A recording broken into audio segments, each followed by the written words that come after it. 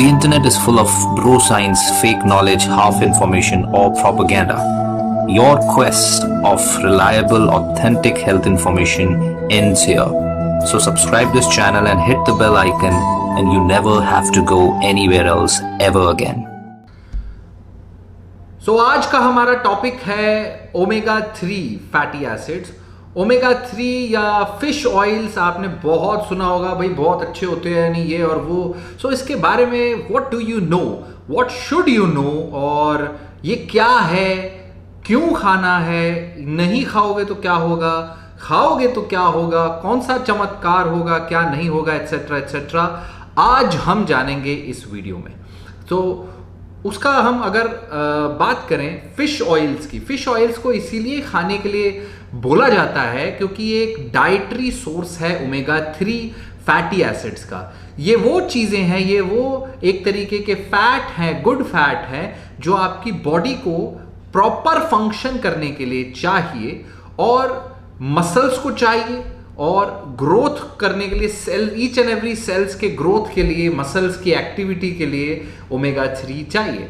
Omega 3 fatty acid जो है आपको फूड से मिलता है और ये बॉडी के अंदर बन नहीं सकता, ये बात याद रखिए। You can not make omega 3 fatty acid in the body. So food product से आपको ओमेगा 3 मिलेगा। और फिश ऑयल के अंदर दो प्रकार के ओमेगा 3 होता है। एक होता है DHA। DHA is docosahexaenoic acid and EPA is eicosapentaenoic acid. ये दोनों के दोनों ओमेगा 3 के मेन इंग्रेडिएंट्स हैं जो एक्चुअली इफेक्टिव हैं। एक और होता है ALA उतना नहीं है बट डन है। सी जो DHA और EPA है वो ज्यादा मिलता है फैटी फिशेस से, जो फिश के अंदर फैट ज्यादा होता है, जैसे कि salmon, mackerel, shellfish, trout, oysters, crab, ऐसी चीजों से मिलता है। कुछ नट्स में, सीड्स में, वेजिटेबल ऑयल्स में भी ओमेगा 3 होता है, परंतु उसके अंदर जो ओमेगा 3 है वो DHA EPA नहीं है, उसमें होता है ALA, alpha linolenic acid. Alpha lino acid का एक बहुत छोटी मात्रा DHA EPA में कन्वर्ट होती है। सो टेक्निकली स्पीकिंग DHA और EPA is much more beneficial than proper, अगर हम नट्स और सीड्स की बात करें, बट देन नट्स और सीड्स भी हैं, that is good thing. Then fish oil supplements इसीलिए लोग लेने को बोलते हैं, लेते हैं और अच्छे होते हैं। ये सप्लीमेंट्स लिक्विड में भी आते हैं, कैप्सूल में भी आते हैं और पिल्स, टैबलेट में भी आते हैं। और जो लोग फिश ऑयल्स के ओमेगा 3 सप्लीमेंट्स लेते हैं उनको क्या फायदा होता है? उनको नंबर 1, हार्ट अटैक के रिस्क कम होते हैं। जी हाँ, हार्ट अटैक का रिस्क, स्ट्रोक, दिमाग में स्ट्रोक का रिस्क और cholesterol levels, blood pressure levels improve होते हैं। यहां तक के रूमेटॉइड आर्थराइटिस या जितने भी इन्फ्लामेशन वाली कंडीशंस हैं उनमें इंप्रूवमेंट देखा गया है। क्यों देखा गया है? क्योंकि फिश ऑयल्स या ओमेगा 3 फैटी एसिड्स में एंटी इंफ्लामेटरी एक्शन है, एंटी इंफ्लामेटरी, राइट। ओमेगा 6 जो होते हैं वो प्रो इंफ्लामेटरी होते हैं, यानी वो इंफ्लामेशन करते हैं। इंफ्लामेशन भी जरूरी है क्योंकि आपकी बॉडी कि इम्यून सिस्टम इन्फ्लामेशन पे एक्ट करती है। बॉडी के अंदर जब बाहर के ऑर्गेनिजम्स या फॉरेन इन्वेडर्स, बैक्टीरिया, वायरस आते हैं तो उनको मारा जाता है इन्फ्लामेशन से। लेकिन इन्फ्लामेशन ज्यादा हो जाए, मारधार ज्यादा हो जाए तो आसपास बहुत ज्यादा नुकसान हो जाता है जानो माल का।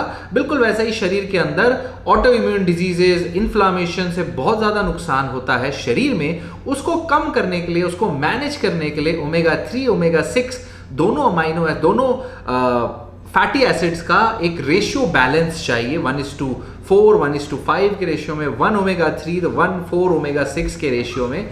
सो ये जरूरी बैलेंस मेंटेन करना होता है। और बहरहाल जो हम खाते हैं वेजिटेबल ऑयल्स, जितने भी प्रकार के ऑयल्स हैं उनमें ज्यादातर ओमेगा 6 ज्यादा है। सो इसलिए ओमेगा 6 आपकी और हमारी डाइट में भरपूर है। हमें जो चाहिए वो है ओमेगा 3। सो ओमेगा 3 में भी हमें चाहिए EPA और DHA और ALA भी चल जाएगा अगर EPA DHA नहीं खा सकते, फिश नहीं ले सकते, फिश ऑयल नहीं ले सकते, तो एटलीस्ट ALA चाहिए। अब एविडेंस, रिसर्च क्या बोलता है इसके लिए?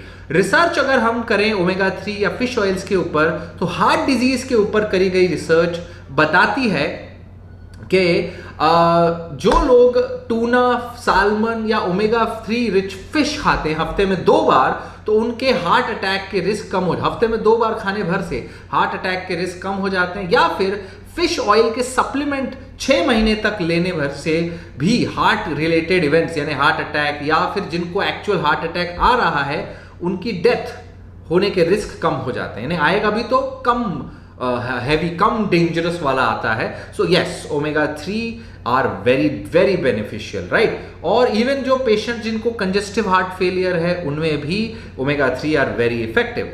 ब्लड प्रेशर की रिसर्च में देखा गया जिनको ब्लड प्रेशर है, जो ओमेगा 3 फिश ऑयल्स या फिश खा रहे हैं, उनमें भी there is a greater control in blood pressure, right. So उनमें देखा गया है कि कंट्रोल ज्यादा बेहतर है, हाइपरटेंशन बेटर कंट्रोल है, कोलेस्ट्रॉल लेवल्स देखे गए कि कम है, रूमेटॉइड आर्थराइटिस में जॉइंट स्टिफनेस कम हुई, रिलेटिवली जॉइंट के जो प्रेशर्स हैं, पेन है, वो कम देखा गया। तो omega 3 is definitely beneficial as an anti inflam. Obviously inflammation कम होगा तो फायदा होगा। फिर बात आती है क्या ये सेफ है, क्या इसके कोई साइड इफेक्ट नहीं है? देखिए, omega 3 fatty acids are essentially good for health, essentially safe, right. और आपको ये डाइट से, फिश से या फिश ऑयल से ले सकते हैं। फिश को आप ब्रॉइल करो, बेक करो, फ्राई मत करो। ऑब्वियसली फ्राई करके भी खा रहे हो तो फिर जय हो, वगैरह अलग से तल करके ट्रांस फैट अंदर डालो, तो फ्राइड फिश छोड़ के वैसे खाओ। उसके बाद फिश ऑयल सप्लीमेंट्स अच्छे हैं, हेल्पफुल है, वो ले सकते हैं। और उसमें हमें जो देखना होता है, जो एक सेफ्टी की बात है, वो है मर्क्यूरी, क्योंकि जो छोटी छोटी आज के डेट में समुंदर में इतना सारा पॉइजनस सब्सटेंसेस फेंक दिया जाता है कि जो छोटी छोटी मछलियां, इवन बड़ी मछलियों के ऊपर भी आ जाती है परत, जो स्किन के ऊपर आती है मर्क्यूरी की लेयर। तो आप ऑब्वियसली आप स्किन निकाल के खाइए, या that is one important, skin मत खाओ। नंबर 2 जो इंपॉर्टेंट पॉइंट है कि जो मछलियां दूसरी मछली को खाती हैं, बड़ी मछली छोटी मछली को खाती हैं, तो उनके अंदर मर्क्यूरी पॉइजनिंग टाइप चीज हो सकती है। तो उन मछलियों को कम खाना है जो दूसरी मछली को खाती है। सिंपल, ये आप 2 चीजों को अपने ध्यान में रखें तो फिश खाना या फिश ऑयल्स लेना सेफ है। This is most important thing. और इसके लिए याद रखिए, अगर आपका कोई ऐसी बीमारी है जिसमें इम्यूनिटी कम है, तो उस केस में फिर आपको फिश ऑयल ज्यादा बेहतर नहीं है। आपको ऑब्वियसली फिश ऑयल, क्योंकि इम्यूनिटी कम नहीं करता है, वो बेसिकली एंटी इन्फ्लामेटरी है, आपको इन्फ्लामेशन चाहिए आपके बॉडी के अंदर, so that is very good.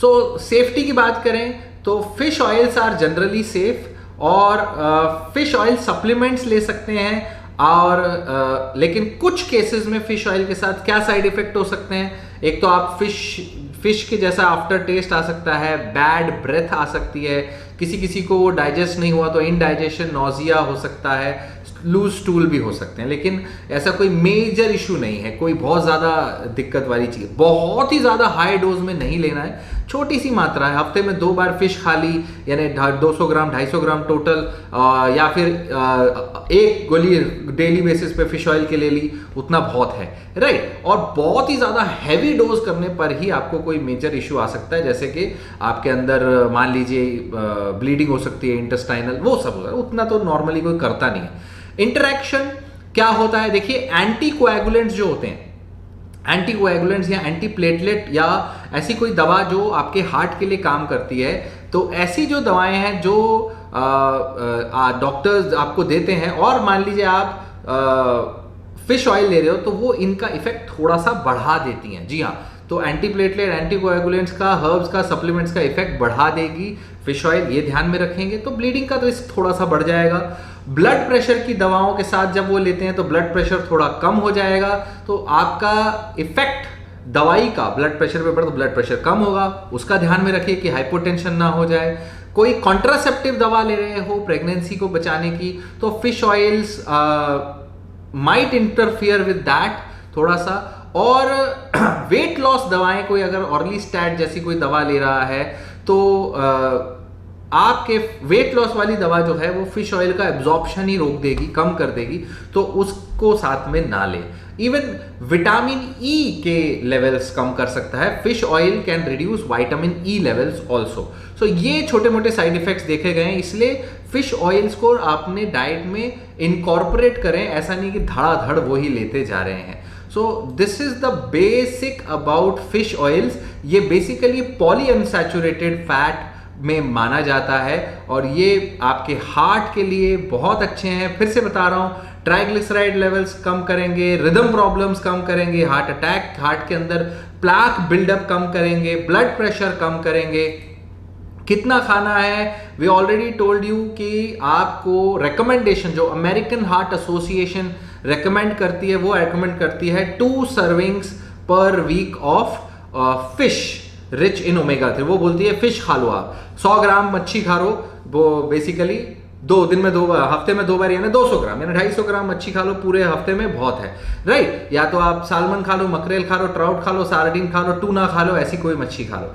सो या फिर आप फिश ऑयल ले सकते हो, सप्लीमेंट ले सकते हो, 1 रोज, कोई 2 रोज भी ले सकते हैं, नो बिग डील, राइट। जैसा हमने कहा, walnuts, chia seeds, canola oil, soya oil, soybean, tofu, flax seeds, इन सब में भी फिश ऑयल ओमेगा 3 होता है, ALA होता है, और ALA इनमें, लेकिन आपको ये इनकी मात्रा ज्यादा खानी पड़ेगी, राइट। सो ALA के लिए, so you can eat that also. So supplements are also good, supplements ले सकते हैं, कई सारे सप्लीमेंट्स आते हैं मार्केट में।